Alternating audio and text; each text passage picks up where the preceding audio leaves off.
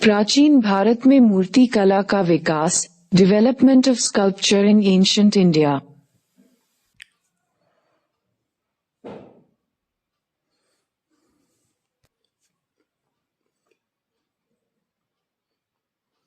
प्राचीन भारत में मूर्तिकला का विकास अन्य ललित कलाओं जैसे स्थापत्य तथा चित्रकला के साथ ही हुआ दिखता है। प्राचीन भारत में तीनों ही कलाओं के विकास के उत्कृष्ट उदाहरण प्राप्त होते हैं। ये तीनों कलाएं एक दूसरे से इस रूप में अभिन्न हैं कि इनमें एक के बिना दूसरे की सुदंता की परिकल्पना भी नहीं हो सकती है। भारत में मूर्तिकला का विकास अनेक रूपों में हुआ है, जैसे कि मूर्तिकला, धातु मूर्तिकला अथवा पाषाण मूर्तिकला। ये मूर्तियां भित्तिचित्र की भी अंग हो सकती हैं अथवा इसकी स्थापना स्वतंत्र रूप से भी हो सकती है। प्राचीन भारत में मूर्तिकला के विकास को उसके कालक्रम के अनुसार समझना व्यवहारिक प्रतीक होता है।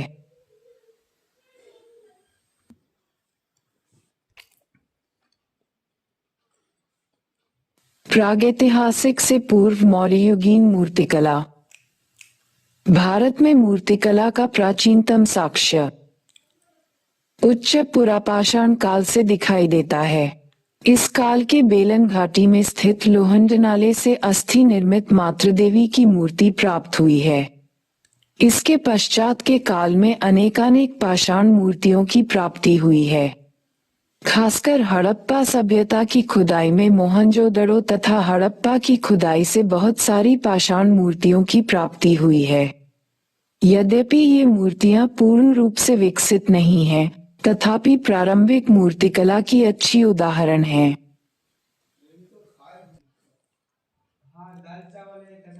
मोहनजोदड़ो से प्राप्त प्रस्तर की योगी अथवा पुरोहित की मूर्ति तथा कांसे से निर्मित एक नाचती हुई लड़की की मूर्ति विशेष रूप से उल्लेखनीय है। मोहनजोदड़ो तथा हड़प्पा से प्राप्त पुरुषों की भव्य प्रतिमाओं तथा मूर्तियों को देखने से अनुमान होता है कि सिंधु घाटी सभ्यता पर सुमेरी तथा भारतीय प्रभाव था। सैंधव मूर्तिकला के अंतर्गत मनुष्यों तथा पशुओं दोनों की मूर्तियां निर्मित की गई हैं। मानव मूर्तियां अधिकतम महिलाओं की हैं। ये मूर्तियां पुरुष मूर्तियों की तुलना में अधिक सुघड़ तथा प्रभावोत्पादक हैं। यहाँ पर मानव मूर्तियों की तुलना में कहीं अधिक पशुओं की मूर्तियां भी पाई गई हैं तथा ये कला की दृष्टि से उच्च कोटि की भी हैं। इन मूर्तियों में कुबड़ वाले बैल की मूर्तियां अत्यधिक संख्या में पाई गई हैं। अन्य पशुओं में हाथी, गैंडे, बंदर, सुअर, भालू आदि की मूर्तियां निर्मित हैं।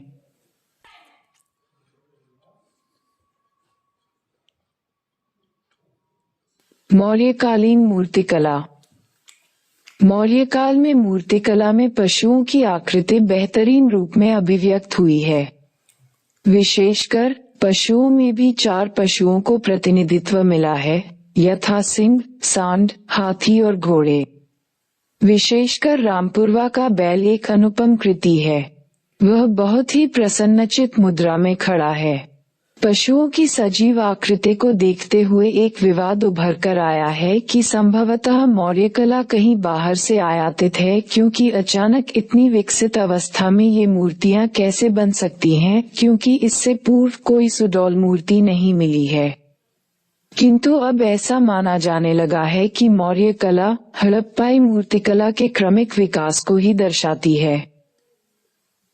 वस्तुतः हड़प्पा काल एवं मौर्य काल के बीच भी मूर्तियों का निर्माण होता रहा था, किंतु संभवतः यह मूर्तियां शीघ्र नष्ट होने वाली सामग्रियों यथा लकड़ी से निर्मित थीं, इसलिए ये शीघ्र नष्ट हो गईं। यही वजह है कि वर्तमान में उनका अवशेष नहीं मिलता। मौर्य काल में हमें लोक कला के भी उदाहरण मिलते हैं।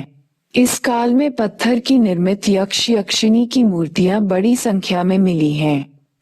ये खुले आकाश के नीचे खड़ी हैं। ये मूर्तियां इस प्रकार हैं: परखम के यक्ष, दीदारगंज की चामरग्राहिनी तथा बेसनगर की यक्षिणी। मौर्योत्तरकालीन मूर्तिकला। इस काल में मूर्तिकला की 3 स्वतंत्र शैलियां विकसित हुई, यथा गांधार कला, मथुरा कला तथा अमरावती कला। ये तीनों शैलियां अपने अपने दृष्टिकोण से उत्कृष्ट थीं तथा भारतीय शिल्प कला में इन सभी को श्रेष्ठ स्थान प्रदान किया गया है। गांधार मूर्तिकला। भारतीय मूर्तिकला के इतिहास में गांधार मूर्तिकला को विशेष महत्व प्राप्त है, क्योंकि इसने भारतीय मूर्तिकला को एक नई दिशा दी। गांधार मूर्तिकला का केंद्र उत्तर पश्चिम में तक्षशिला एवं आसपास का क्षेत्र रहा है।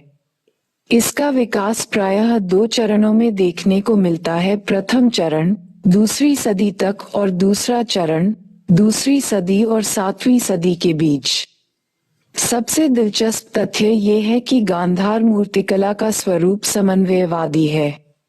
ये कई शैलियों के मिश्रण को दर्शाता है। यूनानी शैली का प्रभाव। गांधार कला में मूर्तियों के शरीर की बनावट पर यूनानी शैली का प्रभाव है। इसमें मूर्तियों का बलिष्ठ शरीर एवं मांसपेशियों का यथार्थवादी चित्रण हुआ है। यूनानी कला में अपोलो देवता के मुख का बड़ा ही भव्य चित्रण देखने को मिलता है। आगे गांधार कला में अपोलो देवता के ही मॉडल पर बुद्ध एवं बोधिसत्वों की मूर्तियां बनी हैं। रोमन शैली का प्रभाव। दूसरी तरफ रोमन प्रभाव में गांधार शैली में वेशभूषा, पोशाक, आभूषण आदि के चित्रण पर विशेष बल दिया गया। मूर्तियों को भव्य चोगा पहनाया जाता, मूर्ति के मस्तक पर राजमुकुट का चित्रण किया जाता तथा कान में कुंडल एवं शरीर के आभूषण के अंकन पर विशेष बल दिया जाता था। मध्य एशियाई प्रभाव। मध्य एशिया में शकों एवं पार्थियन शासकों के प्रभाव में भी गांधार शैली में बदलाव देखा गया। सामान्यतः मूर्ति निर्माण में कच्चे माल अथवा सामग्री के रूप में गहरे नीले पत्थर अथवा काले पत्थर का प्रयोग किया जाता था, परंतु अब चूना प्लास्टर का भी प्रयोग किया जाने लगा। उसी प्रकार पार्थियन शासकों के प्रभाव में मूर्तियों को तिकोनी टोपी पहनाई जाने लगी। इतना ही नहीं, मूर्तिकला में अग्नि रेखा का भी अंकन होने लगा। इस पर हम ईरानी प्रभाव मान सकते हैं। भारतीय प्रभाव। भारतीय प्रभाव में मूर्ति के मुख पर आध्यात्मिकता दर्शाई जाने लगी। गांधार मूर्तिकला शरीर से भले ही यूनानी रोमन थी, परंतु आत्मा से भारतीय ही बनी रही। प्रश्न। गांधार मूर्तिकला रोमन वासियों की उतनी ही ऋणी थी जितनी कि वह यूनानियों की थी? स्पष्ट कीजिए। उत्तर। गांधार मूर्तिकला भारतीय मूर्तिकला के इतिहास में एक महत्वपूर्ण विकास क्रम को दर्शाती है। यह उत्तर पश्चिम में तक्षशिला एवं आसपास के क्षेत्रों में विकसित हुई थी, क्योंकि ये क्षेत्र भारतीय एवं यूनानी रोमन संस्कृति के मिलन स्थल रहे थे। गांधार मूर्तिकला अपनी शारीरिक बनावट में मुख्यतः यूनानी तत्वों से, जबकि वेशभूषा एवं साज सज्जा में रोमन तत्वों से प्रभावित थी। वहीं दूसरी तरफ यह अपनी आत्मा से भारतीय थी। यूनान में देवताओं को मानव रूप में प्रस्तुत किया जाने लगा था। यूनानी रोमन कला में देवताओं की मूर्तियां निर्मित की जाती थीं, इसलिए भारत की भूमि पर भी यूनानी रोमन प्रभाव से देवताओं की मूर्तियां मानव रूप में बनाई जाने लगीं। इसे गांधार कला का नाम दिया गया। गांधार कला के अंतर्गत बुद्ध एवं बोधिसत्व की मूर्तियां निर्मित की गईं। इस कला के अंतर्गत मूर्ति की शारीरिक बनावट यथार्थ रूप में प्रस्तुत की गई। उदाहरण के लिए मांसपेशियां, केश विन्यास तथा शरीर के विभिन्न अंगों के यथार्थ चित्रण, इन सभी पर सीधा यूनानी प्रभाव था। बुद्ध को यूनानी देवता अपोलो की तरह प्रस्तुत किया गया, किंतु बुद्ध के शरीर पर कपड़े एवं आभूषण रोमन शैली से प्रभावित थे। रोमन शैली में पारदर्शी कपड़े, उनकी सिलवटें तथा मूर्ति के सिर पर राजमुकुट एवं शरीर के अन्य आभूषण को दर्शाया गया था। फिर आगे भारतीय प्रभाव में मूर्ति के मुख पर आध्यात्मिकता को भी प्रदर्शित किया जाने लगा। अभ्यास प्रश्न: गांधाराई कला में मध्य एशियाई एवं यूनानी वैक्ट्रियाई तत्वों को उजागर कीजिए। यूपीएससी 2019 150 शब्द। उत्तर: गांधार कला का विकास तक्षशिला के आसपास के क्षेत्रों में हुआ था। गांधार कला यूनानी कला और भारतीय कला के मिश्रण का परिणाम है। सिकंदर के समय से भूमध्य सागरीय क्षेत्रों और भारत के बीच आर्थिक एवं सांस्कृतिक आदान प्रदान होने लगा था। गांधार कला में सांस्कृतिक समन्वय दिखाई देता है। गांधार कला में कई संस्कृतियों का स्पष्ट प्रभाव दिखता है, जिसमें मध्य एशियाई एवं यूनानी बैक्ट्रियाई तत्वों को इसी संदर्भ में देखा जाना चाहिए, जो इस प्रकार हैं। यूनानी कला का प्रभाव: मूर्ति निर्माण के लिए गहरे नीले और काले पत्थर का प्रयोग, शरीर को सौष्ठवयुक्त दिखाना अर्थात शरीर को यथार्थवादी रूप देना जिसमें मांसपेशियां और शरीर को सुडौल बनाना। गांधार कला में रोमन कला का भी प्रभाव देखा जा सकता है, जिसमें मूर्ति की सजावट पर विशेष बल दिया गया है, अर्थात भारी मात्रा में सजावट, राजमुकुट, आभूषण आदि। गांधार कला में मध्य एशियाई तत्वों का प्रभाव है। गांधार कला के अंतर्गत मूर्ति को जो तिकोनी टोपी पहनाई जाती है, वह मध्य एशियाई तत्व को प्रदर्शित करती है। इसके साथ ही मूर्ति निर्माण में चूने का प्रयोग भी। गांधार कला में भारतीय कला का भी प्रभाव दिखता है, जिसमें मूर्ति के मुख पर अध्यात्म लाने का प्रयास किया गया है। इस प्रकार उपर्युक्त विवरण से गांधार कला में मध्य एशियाई एवं यूनानी बैक्ट्रियाई तत्वों की विशेषता स्पष्ट हो जाती है। गांधार कला के अंतर्गत भारत में बुद्ध की मूर्तियां अधिक बनाई गईं। मथुरा एवं गांधार कला शैली में अंतर के बिंदु: 1. गांधार कला का मौलिक क्षेत्र उत्तर पश्चिम में तक्षशिला एवं आसपास का क्षेत्र रहा था, जबकि मथुरा कला का क्षेत्र मथुरा, आगरा और आसपास का क्षेत्र रहा था। 2. मथुरा कला ब्राह्मण, बौद्ध और जैन सभी पंथों से संबद्ध थी, तो गांधार कला मुख्यतः उत्तर पश्चिम में बौद्ध पंथ से संबद्ध रही थी। 3. गांधार कला में कच्चे माल अथवा सामग्री के रूप में गहरे नीले पत्थर अथवा काले पत्थर का प्रयोग होता था, तो मथुरा कला में लाल पत्थर का। 4. गांधार कला का दृष्टिकोण यथार्थवादी था, तो मथुरा कला का आदर्शवादी। दूसरे शब्दों में, गांधार कला में मूर्ति के शरीर की बनावट, कपड़ों की सिलवटें आदि का बड़ा ही यथार्थवादी चित्रण किया गया है, जबकि मथुरा कला में शरीर की बनावट को महत्व नहीं दिया गया। कपड़े भी पारदर्शी एवं शरीर से चिपके हुए दिखाए जाते हैं। इसमें केवल मूर्ति के मुख पर आध्यात्मिकता दर्शाने पर विशेष बल दिया जाता है। मूर्तियां प्रायः विचारमग्न दिखती हैं। अमरावती शैली: ये शैली उत्तराधिकारी सातवाहनों इक्ष्वाकुओं तथा उसके के अधीन अमरावती, नागार्जुनकोंड एवं आसपास के क्षेत्रों में विकसित हुई। इसमें कच्चे माल अथवा सामग्री के रूप में संगमरमर का प्रयोग होता था तथा बड़े ही भव्य प्रकार की मूर्तियां बनाई जाती थीं। जहां मथुरा शैली की मूर्तियों में आध्यात्मिक बातों को अधिक महत्व दिया गया है, वहीं अमरावती शैली में मूर्तियों के निर्माण में सांसारिक बातों को विशेष महत्व दिया गया है। अमरावती शैली का मुख्य बल ऐन्द्रिक सुखों पर है, अर्थात मूर्तियों में एक प्रकार के ऐश्वर्य का प्रदर्शन हुआ है। वस्तुतः इस काल तक दक्षिण भारत के समाज पर रोमन व्यापार का प्रभाव उभर कर आया। अतः सुख समृद्धि में वृद्धि के कारण ऐन्द्रिक सुख की ओर आकर्षण बढ़ गया।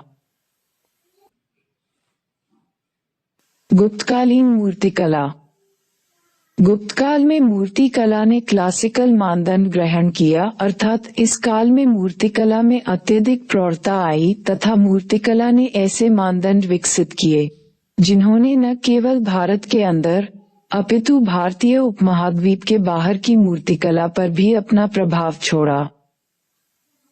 इस काल में मूर्तिकला की दो प्रचलित शैलियां, मथुरा कला एवं गांधार कला, इन दोनों के मिश्रण से सारनाथ शैली का विकास हुआ। इस शैली में बेहतरीन प्रकार की मूर्तियों का निर्माण हुआ। एक तरफ गांधार शैली के प्रभाव में शरीर की बेहतर बनावट को महत्व दिया गया, तो दूसरी तरफ मथुरा शैली के प्रभाव में मूर्ति के मुख पर आध्यात्मिकता भी दर्शाई गई। गुप्तकालीन मूर्ति में मंद आभामंडल का विकास दिखता है तथा मूर्ति के मुख पर विभिन्न प्रकार की भाव भंगिमाओं को दर्शाया गया है। कुषाणकालीन मूर्तियां नग्न रूप में भी दर्शाई जाती थीं, परंतु गुप्तकालीन मूर्तियों को उचित वस्त्रों से ढका गया है। धातु से निर्मित मूर्ति के निर्माण में भी गुप्त काल विकसित अवस्था में दिखता है। उदाहरण के लिए बिहार के सुल्तानगंज से 1 टन की बुद्ध की कांसे की मूर्ति प्राप्त हुई है। गुप्तोत्तरकालीन मूर्तिकला। पल्लव कला। पल्लवों के अधीन बड़ी संख्या में पहाड़ों को काटकर मंदिर बनाए गए थे। इन मंदिरों में देवताओं की मूर्तियां भी स्थापित की गईं, जो काफी भव्य प्रतीत होती हैं तथा बेहतर मूर्तिकला का उदाहरण प्रस्तुत करती हैं। उदाहरण के लिए नरसिंहवर्मन प्रथम के द्वारा निर्मित रथ मंदिर में अनेक सुंदर मूर्तियां निर्मित की गई हैं। द्रौपदी रथ में दुर्गा की मूर्ति है तथा अर्जुन रथ में शंकर की मूर्ति, उसी प्रकार धर्मराज रथ में स्वयं नरसिंहवर्मन प्रथम की मूर्तियां स्थापित हैं। चोल मूर्तिकला। ऐसा माना जाता है कि पल्लव कालीन कला ने चोल काल तक आकर क्लासिकल मानदंड ग्रहण किए। उसी प्रकार मूर्तिकला भी इसका अपवाद नहीं है। चोल काल में बड़ी संख्या में मंदिर बनाए गए तथा उसमें मूर्तियां स्थापित की गईं।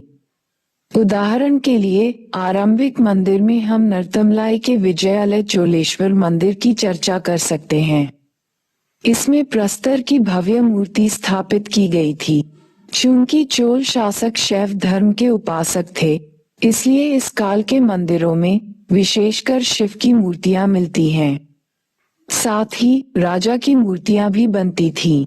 राजा प्रथम का बृहदेश्वर मंदिर मूर्ति निर्माण कला की दृष्टि से एक महत्वपूर्ण चरण को व्यक्त करता है। किंतु चोलकालीन मूर्तिकला विशेषकर तांबे एवं कांसे की मूर्तियों के निर्माण के लिए जानी जाती हैं। बड़ी संख्या में देवताओं, राजाओं एवं दाताओं की मूर्तियां बनाई गईं। सबसे बढ़कर शिव नटराज की मूर्ति कांस्य कला का बेहतर उदाहरण प्रस्तुत करती है। जहां प्रस्तर की मूर्ति मंदिर में निर्मित हुई, वहीं कांसे की मूर्ति मंदिर से बाहर मिलती है। पालकालीन मूर्तिकला। यह मूर्तिकला 8वीं 9वीं सदी में पाल शासकों के अधीन बंगाल तथा पूर्वी भारत में विकसित हुई। ये मूर्तियां काले बेसल्ट पत्थर की बनाई गई हैं। इस काल की मूर्तिकला से जुड़े हुए 2 महान कलाकारों को संरक्षण मिला था। ये कलाकार थे धीमन तथा विटपाल। अभ्यास प्रश्न। गांधाराई कला में मध्य एशियाई एवं यूनानी बैक्ट्रियाई तत्वों को उजागर कीजिए। यूपीएससी 2019 150 शब्द। उत्तर गांधार कला का विकास तक्षशिला के आसपास के क्षेत्रों में हुआ था। गांधार कला यूनानी कला और भारतीय कला के मिश्रण का परिणाम है। सिकंदर के समय से भूमध्य सागरीय क्षेत्रों और भारत के बीच आर्थिक एवं सांस्कृतिक आदान प्रदान होने लगा था। गांधार कला में सांस्कृतिक समन्वय दिखाई देता है। गांधार कला में कई संस्कृतियों का स्पष्ट प्रभाव दिखता है, जिसमें मध्य एशियाई एवं यूनानी बैक्ट्रियाई तत्वों को इसी संदर्भ में देखा जाना चाहिए, जो इस प्रकार हैं। यूनानी कला का प्रभाव। मूर्ति निर्माण के लिए गहरे नीले और काले पत्थर का प्रयोग। शरीर को सौष्ठवयुक्त दिखाना अर्थात शरीर को यथार्थवादी रूप देना जिसमें मांसपेशियां और शरीर को सुडौल बनाना। गांधार कला में रोमन कला का भी प्रभाव देखा जा सकता है जिसमें मूर्ति की सजावट पर विशेष बल दिया गया है अर्थात भारी मात्रा में सजावट, राजमुकुट, आभूषण आदि। गांधार कला में मध्य एशियाई तत्वों का प्रभाव है। गांधार कला के अंतर्गत मूर्ति को जो तिकोनी टोपी पहनाई जाती है वह मध्य एशियाई तत्व को प्रदर्शित करती है। इसके साथ ही मूर्ति निर्माण में चूने का प्रयोग भी। गांधार कला में भारतीय कला का भी प्रभाव दिखता है जिसमें मूर्ति के मुख पर अध्यात्म लाने का प्रयास किया गया है। इस प्रकार उपर्युक्त विवरण से गांधार कला में मध्य एशियाई एवं यूनानी बैक्ट्रियाई तत्वों की विशेषता स्पष्ट हो जाती है। गांधार कला के अंतर्गत भारत में बुद्ध की मूर्तियां अधिक बनाई गईं। मथुरा एवं गांधार कला शैली में अंतर के बिंदु।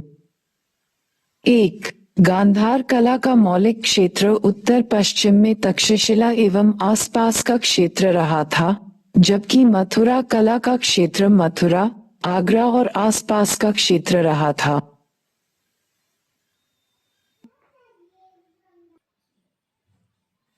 2. मथुरा कला ब्राह्मण, बौद्ध और जैन सभी पंथों से संबद्ध थी, तो गांधार कला मुख्यतः उत्तर पश्चिम में बौद्ध पंथ से संबद्ध रही थी। 3. गांधार कला में कच्चे माल अथवा सामग्री के रूप में गहरे नीले पत्थर अथवा काले पत्थर का प्रयोग होता था, तो मथुरा कला में लाल पत्थर का। 4. गांधार कला का दृष्टिकोण यथार्थवादी था, तो मथुरा कला का आदर्शवादी। दूसरे शब्दों में गांधार कला में मूर्ति के शरीर की बनावट, कपड़ों की सिलवटें आदि का बड़ा ही यथार्थवादी चित्रण किया गया है, जबकि मथुरा कला में शरीर की बनावट को महत्व नहीं दिया गया। कपड़े भी पारदर्शी एवं शरीर से चिपके हुए दिखाए जाते हैं। इसमें केवल मूर्ति के मुख पर आध्यात्मिकता दर्शाने पर विशेष बल दिया जाता है। मूर्तियां प्रायः विचारमग्न दिखती हैं।